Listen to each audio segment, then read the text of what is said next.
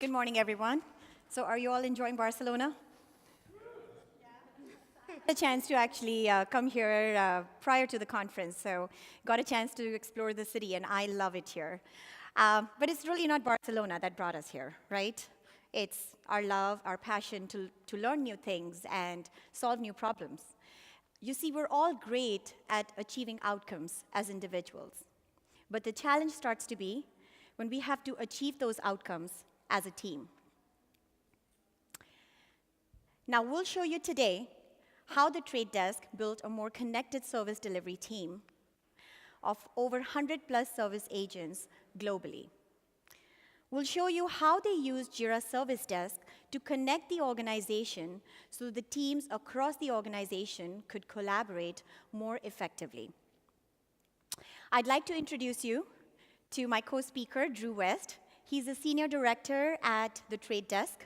And by the way, if you happen to see Drew in the hallway, ask him how he's doing, and you'll know he's always doing better than great. So Drew was basically a project champion at the Trade Desk, and he worked closely with my team at cPrime to guide the roadmap of this entire initiative throughout its life cycle. Drew will share with you what were some of the challenges they had at the time they brought in cPrime, and what does success look like for them today. Drew? Thank you. Thank you, Swati. So before we dive into the actual solution that we prepared or we deployed at the Trade Desk, I'd like to give you a little bit of context. The Trade Desk is an advertising technology platform or organization that provides global advertisers with the tools and the solutions to be able to mine and basically target individual marketing and advertising opportunities to the tune of hundreds of billions every single day. We're a cloud-based solution. We serve advertising agencies, major global brands, and we also are able to provide those solutions to our clients so that they can target television advertising, display advertising, video, native, social, and just about every channel you can think of, including audio, in the advertising space. Our agile development teams deliver updates to our code and to our feature set every single week, and we are experiencing, since about the 2010, 2011 timeframe, massive hypergrowth in our space. So what that caused was a few challenges, which I'll share with you here in a moment. But before I get into that, I'd like to define who the players are in the Trade Desk world. I'll start out by talking about the business operations team. That basically includes everybody in the organization. All employees participate in our processes to solve and to provide solutions for our clients. The big audience, or the big group within this business operations team, includes our account managers and our traders. These are our client services teams, and they are the closest point of contact to our clients, our direct customers that use our platform. Additionally, we have external trading partners. This could be outside organization representatives that actually help us provide a robust solution, including inventory, data, services, consulting, et cetera. So we have a group of made up of the business operations group that includes all of our requesters in the Jira space. Our service operations teams, which we call fulfillment teams within the Trade Desk, include a variety of organizations within the Trade Desk. That could be the global application support team, which is one of the teams I head. And that team is basically the default source for where all requests come related to supporting our clients within the platform environment. Additionally, we have information technology services. They provide traditional information technology, operational support for our networks, our telecommunications systems, security, and services that might help our employees be more productive on the operational side. We have people ops, another term for human resources. They handle things like payroll, employee onboarding, sourcing new talent, and benefits in those types of operations. DevOps is our platform. They manage the platform on the product side. So if you look at massive database and transaction processing systems, and basically the tools and the technologies that our clients touch is what the DevOps team manages. And then partner management, that could include inventory management such that any place where you might see an ad being placed, whether it's on a mobile app or on on a website. We have inventory partners that we work with, actually all of the largest inventory partners in the world, as well as major data partners to aggregate data around what these advertising targets might look like. So you see basically different fulfillment teams fulfilling different aspects of the solution for our client. Some of those are back office processes, some of those are front office processes, but we all have to collaborate to be able to make a world-class solution happen for our clients. Every one of these participants in this group are service desk agents, and that number has grown from 125, I checked it this morning, we're now up to 143 agents in the enterprise out of the 500. The last group is what I call manufacturing, but basically it's our product management team and our engineering team. Product management, as you can imagine, basically they do the analysis, they do the planning, they do the prioritization and the project management around the types of solutions and feature enhancements that we're going to deploy. And then, of course, our engineering team, those are the folks behind the curtain that are building the code, shipping the code, testing the code, and basically releasing updates to our clients every single week. So there's a lot of activity going on here. How we collaborated prior to Jira Service Desk implementation was pretty straightforward for a startup organization. We started up in 2009, and basically that grew in an iterative fashion, as you can imagine. We had email requests that would come into whoever the player was that had the expertise or the subject matter expertise, and then that would be occasionally worked by a triage team, a small, at that time, support team using a desk platform that was completely isolated. And then we had our our product management team and our engineering teams that were using a combination of spreadsheets and some odd tools for doing application development management. It was very rudimentary, very basic, very stovepipe, very disconnected process. So we would get emails in either through an email system or they might go into the desk system, and then those would be processed. If they had to be escalated to engineering, there was no connectivity between that desk system and our development platforms, so many times those caused issues. The other thing that compounded things is we handle, the latest stats today are over 432 billion transactions every single day. So we have an organization that's been growing rapidly. Since 2009, we went from 4 employees to 500 plus employees, and we're seeing our volumes increase, and this 400 plus billion transactions a day is continuing to increase. Our client counts are increasing, our client services teams are growing rapidly, so you're seeing a company that's experienced just outstanding hypergrowth. And the challenge is, how do you maintain or sustain that growth and continue to capture market share? You'll hear our founder say that we're 2% done in the advertising space. The new paradigm for advertising has only been penetrated up to 2%, and there's a massive shift taking place today. We want to be a part of that. We want to lead that. So here's what the world looked like back in the day when we first started out in the early 2010-2012 period, is we had our customer, which is represented by the yellow dot. Real simple diagram here. They would work with the account teams, the account manager, part of our client services function. They would then, the client services account manager would work with the trader or the technical support person on the account, might interface with product marketing and engineering, and basically get back to the customer with the solution. When you're a startup company and you're all working in a small environment, it's really easy to meet someone at the water cooler or walk into their workspace or to basically send them a quick message via email and get a solution resolved pretty quickly, as long as that subject matter expert was not on holiday or vacation.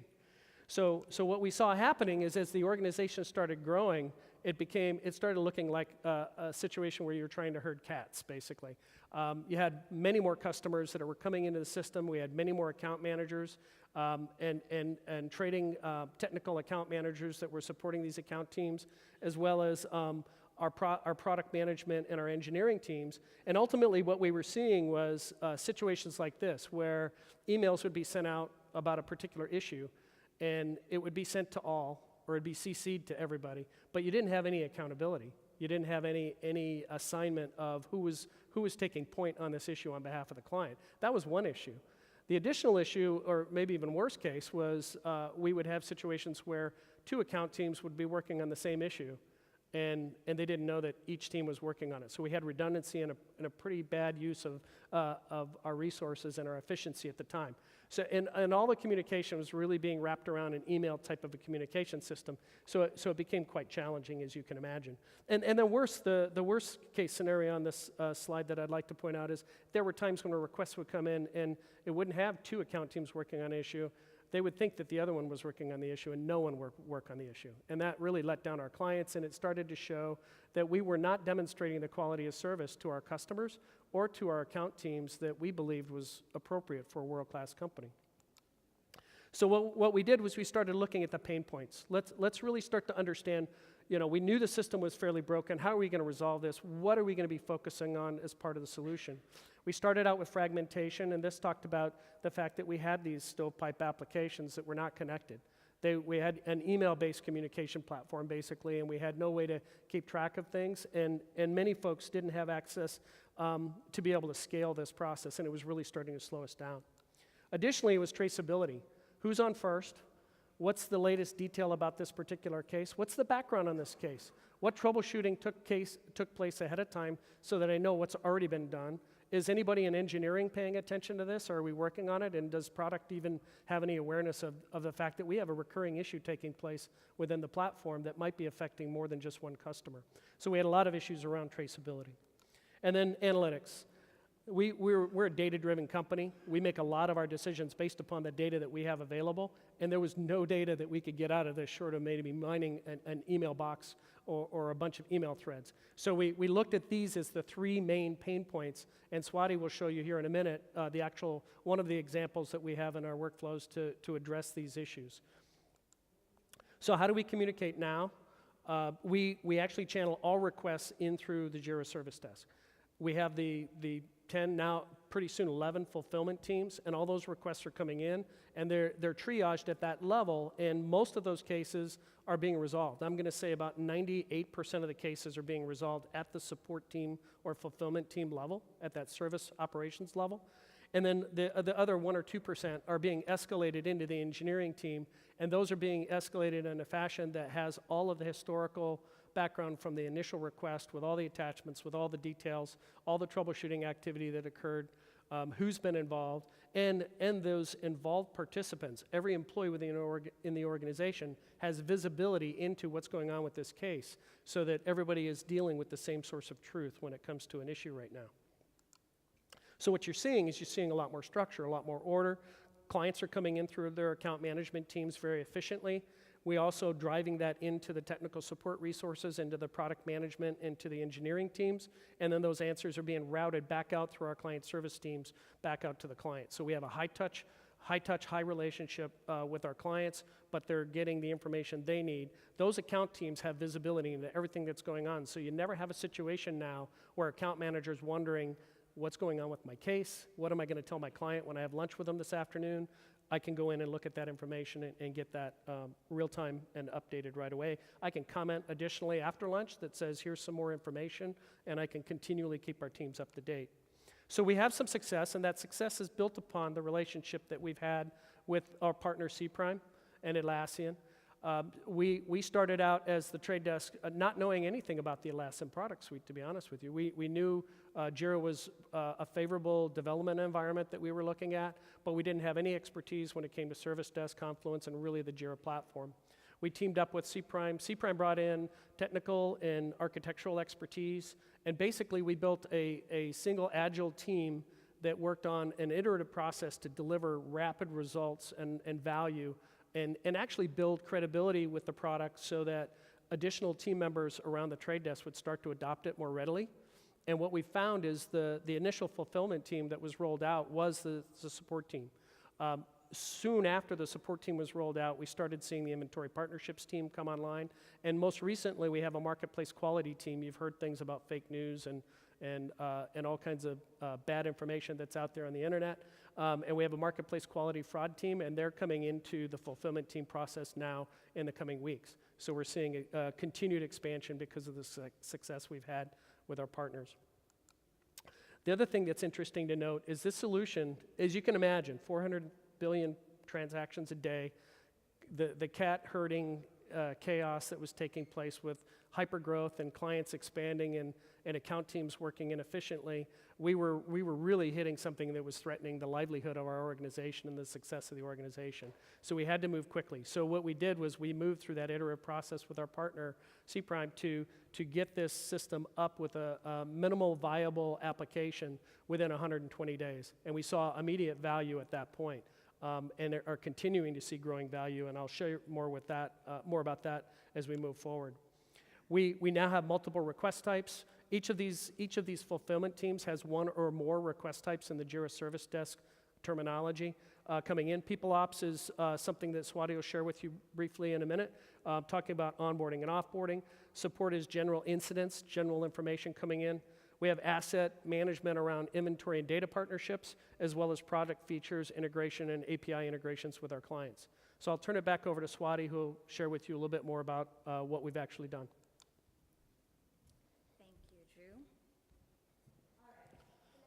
Closer look at people ops management, how the trade desk is using Jira Service Desk to remedy the 3 pain points that you just heard about from Drew, which is fragmentation, traceability, and analytics. Now, Drew touched on their hypergrowth this last few years, but what I want to highlight is they've actually grown. Their employee base has grown double in size consistently for the last 4 years. So clearly, having a more streamlined onboarding process became crucial for their ongoing growth and success. So when we looked at the first challenge that they threw at us, which was fragmentation, our main goal was to bring a platform and design the solution in a manner that would bring the entire organization to collaborate on a single platform and work on a single version of every given service request. So the process at the trade desk for onboarding begins when an HR rep goes into the service desk customer portal, as you can see, and they fill in a request to onboard a new employee. Let's say we're going to onboard our new employee, DJ Trump. Right? Now, as you can see on this screen, this is a pretty detailed intake form. It has variety of data fields such as text fields, dropdowns, dates, etc. As such, a well-defined intake form that's more in line with your organization helps you ensure accuracy and consistency of your submitted request from the get-go. One more thing I want to highlight on this form, if you take a closer look, we have a variety of cascading dropdowns. The way cascading dropdowns work is it's essentially like a decision tree where the value selected from the first field narrows down the options available in the second field and so on. Now, what's different in these cascading fields that instead of just standard Jira custom fields, these are actually being sourced from our configuration management database at the trade desk, which is built within Jira. It's also commonly known in the industry as CMDB. So these values are being dynamically sourced from the CMDB, and as more values are added to the CMDB database, the system automatically responds to it in terms of the options available to the user in these dropdowns. So in this case, our HR rep selects what kind of employment is DJ joining the company as, whether he's a contractor, a full-time employee, part-time employee, and so on. Also, who is his manager, and then next, just automatic selection of the specific department DJ is joining in this case. Now, once the request is successfully submitted, it makes its way into the Jira Service Desk agent work queue. Now, as you can see on this screen, there are a variety of data fields that were not necessarily inputted by the HR rep, but I'll walk you through how some of these fields are automatically, dynamically getting populated into this request as part of some of the automation logic we've built in our intake process. So first off, notice we have an employee object. This is basically a stub we've created in our CMDB database where we're maintaining a list of all employees. And the idea here is to start to track the entire life cycle of this employee from the get-go. We know when this request was, or when this particular employee was onboarded, and all other metadata around it, as you'll see here shortly as I move through this. The next thing is you can notice on this screen, we have a lot of additional data points that are being sourced once again from CMDB based on the automation logic. First of all, we're identifying the specific fulfillment team that is responsible to service this onboard request. Drew highlighted they have 10 plus fulfillment teams in the organization. So instead of somebody sitting and triaging and deciding where these requests are routed, the system, based on the business rules mapped in CMDB, has automatically identified and routed the request to the appropriate fulfillment team. Next, you can see what are the different applications and groups and teams this person has association with. And finally, all the different applications that this person gets access to as part of their default provisioning based on their employment type and the specific department they're onboarding for. Now, we took this automation one step further, and as you can see, we have a variety of spawned requests, additional JIRA requests that are linked to this request. All of these requests, as you can see right now, are actually automatically created as soon as the request is submitted for each and every single application request. So based on our new employee DJ's onboarding and workflow or department association, we've identified these 4 to 5 different applications that our new employee DJ will have access to. And we've created an individual access request for each of these so they each can have its own life cycle and just provisions more auditability and traceability for every single access request.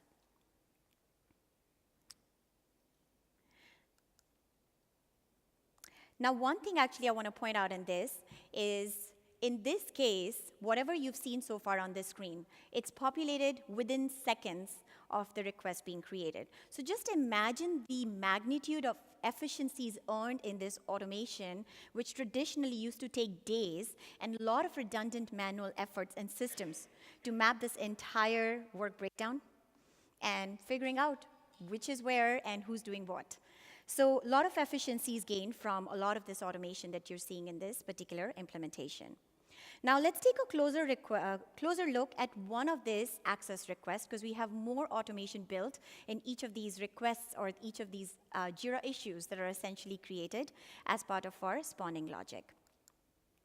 So this is what one of our application requests looks like, which is for Dropbox. So at the trade desk, every employee gets access to a Dropbox account and some specific folders based on their department association.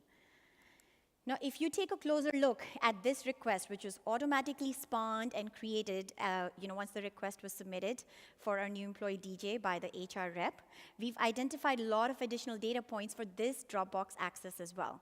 We've identified what specific fulfillment team will be fulfilling this. Since we have different fulfillment teams, at Trade Desk, we have a specific fulfillment team that takes care of creating and managing Dropbox access.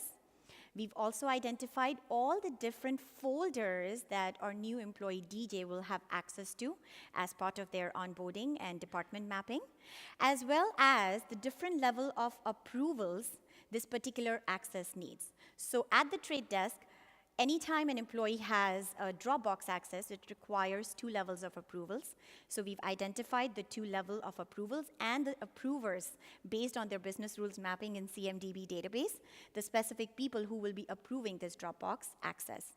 Now, additionally, we've also built the workflow so that it can pivot and automatically route the request to either one workflow or one approval request versus multiple approval requests. This way, it significantly reduces the amount of workflows they're having to maintain around all the different application requests that have different workflow rules on how many approvals are needed, how many steps are needed, who all are involved. All of that is being dynamically referenced in our workflow so that it's agnostic of what application is being onboarded. Now that you've seen how a request comes in, how it's triaged automatically by the system, and it's pretty much routed to the relevant teams for fulfillment, here's where I'm gonna walk you through some of the fulfillment process. Now, one of the things we commonly get asked at cPrime when we're working with clients is, how do you use Jira workflow when there are parallel activities going on around a single process, whether it's SDLC or some kind of a support service process, etc. Now, as Jira practitioners in this room, I'm sure you all know, there are many different ways you can solve the same problem in Jira. Now, the way we tackle that within the trade desk implementation is we broke down every single access request or every single step that was identified as a unique access request that was worth tracing and auditing into its own individual request. So in this case, our onboarding request will continue to be fulfilled because the resolution of this onboarding request is marked by creation and mapping of an Active Directory account for our new employee, DJ.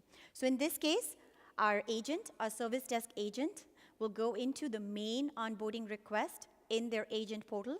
They'll find the name, or they'll look for email based on the name of the employee.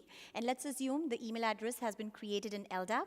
They're going to find this name, they're going to map it, and that just marks the completion of their onboarding request. So they just touch the request once. Now with this resolution, even the employee object that was created in our CMDB database is automatically updated with all these data points. So now we have a more complete data set being maintained in our CMDB database as well. Next, in terms of a Dropbox access or any kind of application request access, in this case, Dropbox needs 2 levels of approvals. So we brought in the business community to leverage Jira Service Desk Customer Portal to get all of the approvals. So the way the workflow works is once the application access is created, the first approver gets notified via email. They come into the customer portal, they give their approval, and once their approval has been received, the request is automatically routed to the next level of approver. The person gets notification, and let's assume this person comes in and gives approval as well. So this is how, again, without anybody touching the system on the agent side, the business community is automatically routing the request forward as part of the action that they need to perform on this access request. Now, once all relevant approvals have been received, this request makes its way into the agent portal and starts to show in the appropriate work queue of the specific fulfillment team for Dropbox. So here, the Dropbox agent sees, or the team for the Dropbox fulfillment team sees this request. One of them assigns the request to themselves, and once they've successfully created the account and mapped all the necessary folders that our new employee DJs should have access to, they mark completion of this request, and this completes the life cycle of onboarding our new employee DJ once all of the different application requests have been successfully fulfilled. So as you can see, this kind of automation and implementation, especially from a business standpoint, significantly cut down handoffs between at least 6 to 10 different participants that were typically involved in onboarding of an employee. Traditionally, all of this information spanned multiple systems in the organization, whether it's email, spreadsheets, phone calls, smoke alarms, you name it. Didn't matter, right? It was all over the place. In today's world, the system automatically draws in the right participant into the process and gets them all to work and collaborate on a single tool and on a single version of any request that matters to the trade desk. The next thing this implementation brought for the team at the trade desk is it simplified decision-making to a large extent. Nobody has to now rely on tribal knowledge on what all needs to go in or what are the different rules and regulations at the organization in what it takes to onboard an employee and what all different approvals they need to comply with. And finally, it cut down silos in the organization to a large extent. You heard some of these pain points from Drew earlier, but it significantly cut down the silos in the organization and brought everyone to work together on a single platform. We recognize that teamwork is hard, and it becomes even more difficult when an organization is trying to scale in the midst of hypergrowth. So when you start to see these fragmentation challenges, that's your perfect opportunity to look and see how you can expand and scale your tools to bring in some of these efficiencies. All right, so that's how we solve the fragmentation challenge. In terms of traceability, our goal really was how do we leverage, again, the capabilities available in the platform to serve up the right information to the right people so that they have more meaningful information in their hand for decision making. So we used various different techniques that you all must be aware of within Jira. First off, we leverage dashboards. We went with the approach of persona-based dashboards, so we created agent-level dashboards, so anytime an agent logs in, they can see what their work agenda looks like. We created manager-level dashboards. We created executive dashboards, so they have a more macro view of the organization. What you're seeing on screen right now is an example of a manager-level dashboard where the manager can see all the different work distribution of the team across various different service requests his team is supporting. They can see what has been their average created versus resolution rate trend over a period of time, as well as just the overall work distribution across team members. So very good way for driving more visibility, serving up more real-time information, and really identifying if you have a high-performing Slacker team. Now next, SLA metrics. Highly encourage you to use these if you're not using these. And it doesn't really just have to be contractual metrics, right? It doesn't have to be what you have contracted B2B. Think of it as more as your operational metric measurement, right? Identifying what does handoff looks like, what is an average lag time between one status to another. What are, all of these SLA metrics starts to give you better understanding into just operational efficiencies, or I should say inefficiencies and bottlenecks, so to speak. So what you're seeing on screen right now is basically just an overall SLA of the time of resolution of a request from start to end based on its severity. The next discipline we brought in for traceability is CMDB, the configuration management database that we built. And our approach here was to start to track or identify anything as an object if it was meaningful enough to trace in the organization. So we went through a pretty diligent exercise of identifying what these objects were and how they basically trace and connect with each other. We used actually an add-on called Insights from Riada for this. And if the screen comes back, ever, but I'll walk you through it. I'll just talk you through it. So think of that employee object. Remember we talked about that employee object. So a good example there is for that employee, through our implementation, we're basically tracking all the different data points that are meaningful at an employee level, like what's their name, email address, and things like that. We're also able to identify their association in the org structure. Who are their manager, who's the manager's manager, and if this person has anyone reporting to him or her. The third thing we're able to identify at that object level are all the different applications they have active or once had now inactive, but once had access to in the organization. And finally, you can see at that employee object level all the different service requests that have originated around this object over its lifetime. So very good detailed traceability at this object level. Is this coming up? All right, so I'll show you the slides once it comes back up. The next thing we focused on when we thought traceability was auditing. So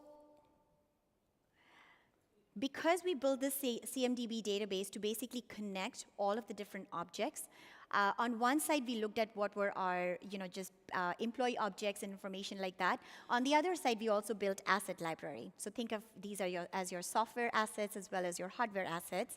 And then for each of these, how did they connect to each other? What was the traceability between and across these assets, all the way back to an employee and also within each other?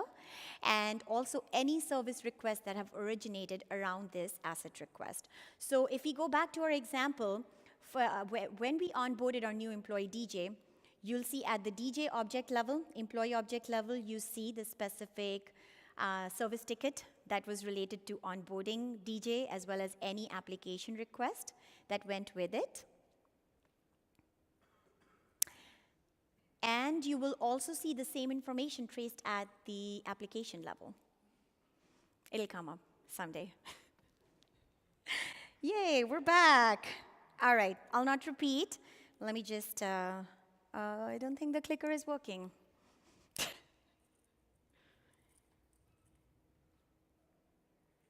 not working.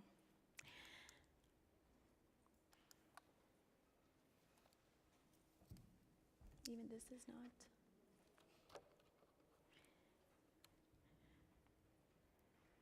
I think the deck will be posted later, right, Caroline? So it's okay. Okay, yay, thank you. All right, so this is what I talked you through. So basically for an employee object, all the different data points that you can see associated and mapped to this employee object, the name, application association, org structure mapping, and any service request that originated for this employee. Similarly, for our, let's say one of our application object, Dropbox, you can see all the different folders that are within our application object Dropbox, and then all the different data points that are relevant to map your Dropbox mapping, such as the people who have access to it and all the different service requests that came up as part of this. Right? So once again, highly encourage you to see as you look to solve these different challenges and you are an organization where auditability is important, absolutely look into ways in how you can connect this information in a more automated fashion. One interesting fact I want to share with you actually, the Trade Desk went public last year. With over $1 billion in valuation, according to analysts, it was seen as one of the most successful IPOs of 2016. I missed that boat. I hope some of you invested there. But anyways, so the need for this kind of traceability was not just an option or an efficiency question. It was truly important from a regulatory standpoint for them to maintain their standards as a public organization. So hopefully, Trade Desk identified and benefited from that a great deal. And then finally, for analytics, their final challenge. Now all of their data is in Jira. They have structured data. And Drew will walk you through how they were able to leverage this data for more objective decision-making and understanding of just the state of affairs in the organization. Drew? Yep. So we started out the presentation talking about the fact that we had world-class players, but the players weren't executing as a team. And what the Jira Service Desk, the Jira platform's done for us, and the architectural solution that we built with our partners at cPrime have enabled us to change the behavior of the organization in a way to where we're able to execute as a very efficient team and really capture the hypergrowth that we're seeing. We've taken it a step further, though. We're starting to mine the data out of the service desk and actually start to coaching these teams.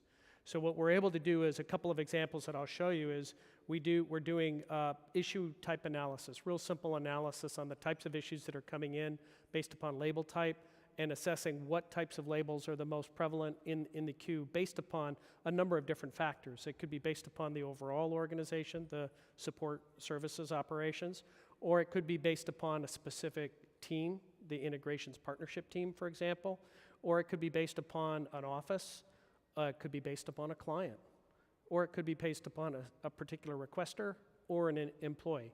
And we're able to drill down into these specific areas and see where we see opportunity to improve our processes. And a really good example is we had a reporting request that we identified that was coming in on a recurring basis to the tune of about 300 different discrete requests every single month. And it was taking about an hour for these to be fulfilled by the fulfillment team and reported back to the client through our account management teams. So we were eating up resources not only on the fulfillment team side, we were burning time for our account managers and our traders who were managing these requests for our clients. And of course, our clients were having to take time to make the request and then get the request back when we fulfilled it.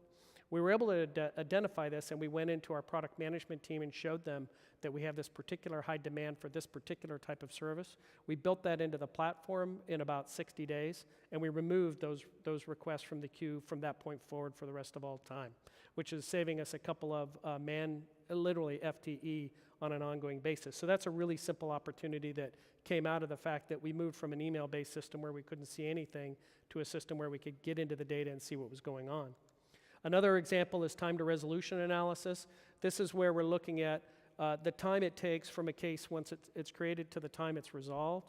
Not necessarily specific work time, but this is opportunities for identifying cross-team or cross-region handoffs where you see a case get handed off from one team to another, but it doesn't get picked up for a day or two. And we're able to optimize our performance on through team training and basically process improvement on specific issues that really show up as the red lines, we call them, to get after those. The third one is the agent effort analysis, and this is where we see an opportunity, and we're using it to to manage our capacity across regions. By the way, I have support regions in Sydney, Australia. We have support regions in London, New York, Ventura, California, which is our headquarters. We're opening up Hong Kong and Singapore this month.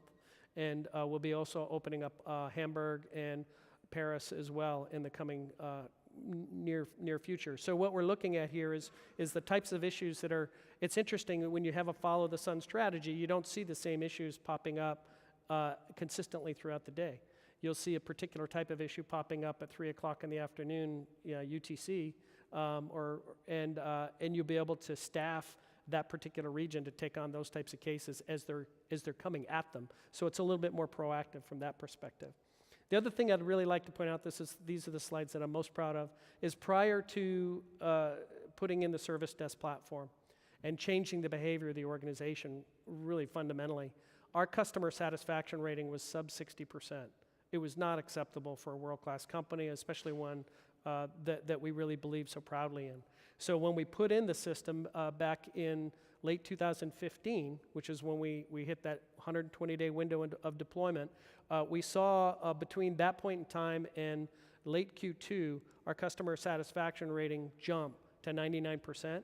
And I'm happy to report today that it has not dropped below 99% since we deployed this new solution. So that really is the message right there, is we're delivering world-class solutions to our clients. So ultimately, what it comes down to is we've made our organization more, and our people in our organization more productive, and we are able to hold individuals accountable for those items that are assigned to them. Our clients know what to expect, and that we're meeting our SLAs on a continual basis, which is driving our customer satisfaction rating.